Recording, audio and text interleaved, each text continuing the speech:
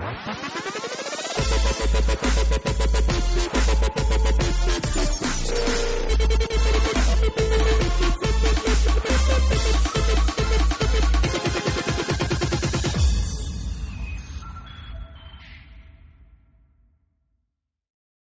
salut tout le monde, c'est Petit Ninja, on est de retour enfin pour une vraie vidéo, une nouvelle vidéo unboxing. Et oui, il est là, en compagnie de Maki. Hey Maki, fais coucou aux abonnés là-bas. Voilà. Et je vais vous présenter mon nouveau coloc. Viens dans le champ, Je vous présente mon coloc Thomas, donc c'est Thomas, et Thomas, donc c'est la coloc de Thomas, voilà. Et on fait coucou, voilà, et c'est moi la vedette ici, c'est pas toi. Bon, plus sérieusement, aujourd'hui, on va faire donc l'unboxing du Yakushiki 2.0. Donc le Yakushiki, qui est un kit issu de Zeta Gundam.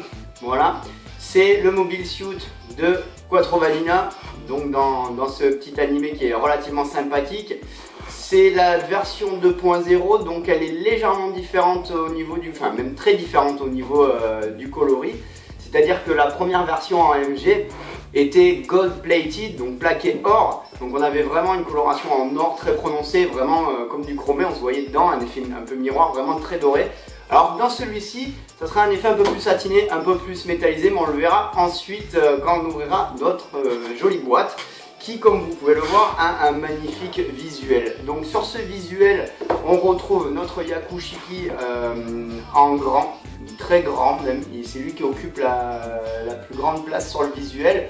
On retrouve en bas le Zeta Gundam en arrière-plan et on peut constater qu'on est sur une bataille dans l'espace, puisqu'effectivement Zeta Gundam se passe énormément dans l'espace. J'ai pas fini encore cet animé qui est super sympa.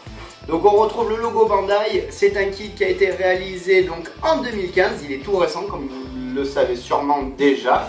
On va regarder un peu les visuels du côté. Donc sur le côté on retrouve notre kit terminé donc monté sûrement à blanc, mais qui rend déjà plutôt pas mal malgré le fait qu'il ne soit pas peint, puisque le coloris doré est relativement sympathique.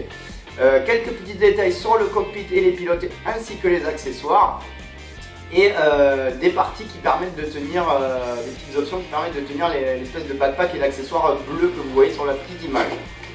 Ensuite, de l'autre côté de la boîte, on retrouve des détails sur le backpack, sur l'articulation de l'épaule qui a l'air relativement bien foutue. Des petites poses dynamiques, on vous explique les capacités du kit à être mobile et ça a l'air vraiment pas mal du tout puisqu'il a l'air relativement souple.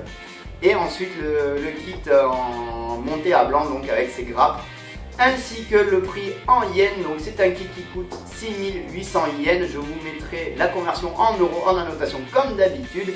Et sans nous attarder, nous allons regarder l'intérieur de la boîte.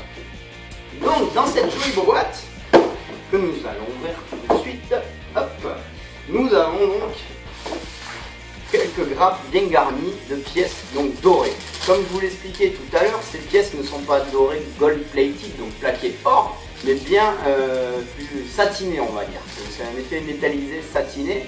Donc sur ces grappes essentiellement, on retrouve de l'armure, hein, tout simplement, des pièces d'armure. Donc nous avons 3 grappes de pièces dorées. Ces 3 grappes donc constituent essentiellement l'armure de notre Yakushiki. Donc il y a des ailettes, il y a des parties de la jupe, des jambes, enfin bref. Tout ça, on le retrouvera une fois le kit monté, je vous montrerai. Donc j'ai un petit projet, j'ai une petite idée sur ce kit au niveau de la peinture dorée. Je ne sais pas si je le laisse comme ça ou si je fais un petit effet dessus. Ça, on verra ça le jour du review 2.0, on va l'appeler lui aussi, qui vous montrera le kit finalisé. Une grappe de 2 couleurs, on retrouve du bleu et du gris avec un peu de doré. Donc je pense qu'il doit y avoir des vérins, il y a des clear parts aussi que j'avais pas vu pour les yeux. Il doit y avoir des vérins visiblement, des parties d'armure bleue qu'on retrouve sur le torse et le backpack, ainsi que la possibilité de faire plusieurs yeux. Donc vous pouvez faire soit la visière toute noire, soit des yeux normaux, soit les multicam. Donc vous avez plusieurs caméras rouges sur l'avant, je vous montrerai ça plus en détail plus tard.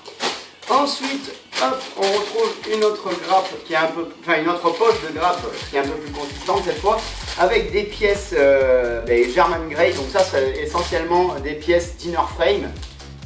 Donc voilà, Inner Frame et Polycap. Nous avons une grappe de Polycap et les Beam Saber qui sont jaunes et qui sont plutôt pas mal en jaune, ça rentre plutôt bien.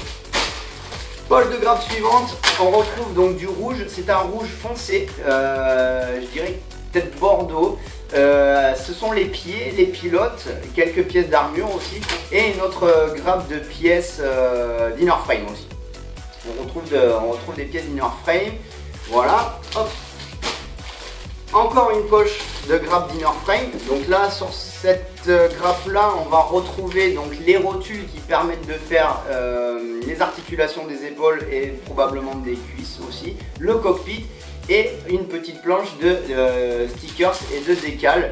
Donc les décals, nous avons des stickers et des transferts à sec, comme d'habitude, vous me direz.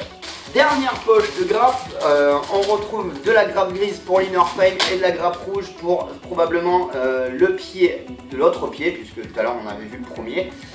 Et nous en avons fini avec le contenu de cette belle boîte, nous n'allons pas insister plus.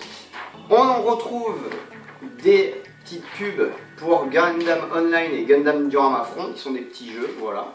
Donc des petites promos, en fait, petite affiche promo, tout simplement. Je vais la laisser là, comme ça vous fera de la pub. Voilà.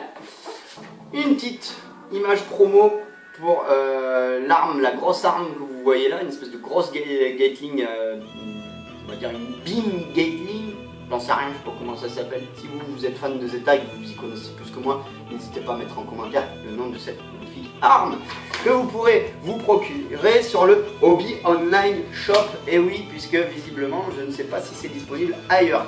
Bref, c'est disponible, ça existe, à voir si on peut se le procurer. Enfin, pour terminer, nous avons donc le mode d'emploi, le manuel d'instruction de notre kit Yakushiki 2.0 avec un magnifique visuel derrière. Donc, comme d'habitude, sur la première page, on retrouve donc des visuels et des explications sur notre kit, tout en japonais bien entendu, le récapitulatif des grappes, et on voit dans ce kit qu'absolument, quasiment toutes les pièces sont utilisables à l'exception de ces deux petites pièces là. Le reste sera utilisé, il restera vraiment quasiment aucune pièce en rab sur ce kit. On commence le montage, toujours les instructions pour commencer, et on commencera donc avec le corps, le buste, les bras, les hanches, enfin la jupe, et ensuite ça sera probablement les jambes, bien entendu. On retrouve un visuel en couleur, double page en couleur, c'est vraiment sympa. Donc le nuancier en japonais, dommage, ils l'ont pas mis en traduit anglais, c'est dommage, mais bon, on peut se débrouiller, c'est pas un souci.